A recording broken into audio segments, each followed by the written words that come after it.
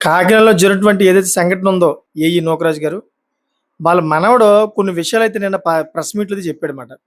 ఏ విధంగా అంటే, కావాలనే మా యమ్మని చాలా దారుణంగా అయితే హింసించాడు. ఎందుకంటే, నాకు బాగా ఈ షూటింగ్ అంటే బాగా ప్రేమ. అందుకని చెప్పేసి నేను ఆ షూటింగ్‌కైతే ఎళ్ళేవాడిని.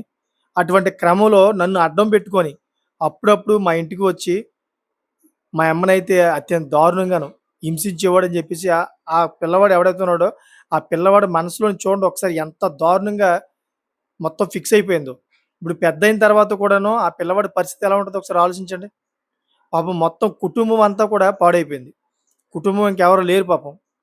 తల్లి, తండ్రి ఎవరైతే తాత, అమ్మమ్మ ఉన్నారో వాళ్ళు కూడా లేరు. అందరూ చనిపోయారు. ఓ పక్కన చూసుకుంటేనేమో ఎవరైతే తండ్రి ఉన్నాడో అంటే తాతయ్య వాళ్ళ నాన్నల తండ్రి. నాన్నల తండ్రి ఏమంటున్నాడంటే కొన్ని ఆరోపణలు చేస్తున్నాడన్నమాట వాళ్ళ అమ్మ మీద. సో, ఏది ఏమైనా గాని చిన్న పిల్లవాడైతే ఇప్పుడు బలైపోయాడు కదా! ఎవరైతే ఈ సాదిక్ ఉన్నాడో, ఈ సాదిక్ వల్ల చూడండి ఒకసారి ఒక పాపం పిల్లవాడు బలైపోయాడు. వాళ్ళే కాకుండా సాదిక్ ఇంకా కొంతమందిని ఈ విధంగా బలి చేశాడని చెప్పేసి కొన్ని వార్తలు కూడా వినిపిస్తూ ఉన్నాయి. కొంతమంది పెద్ద పెద్ద రాజకీయ నాయకులు కూడా చెబుతా ఉన్నారు.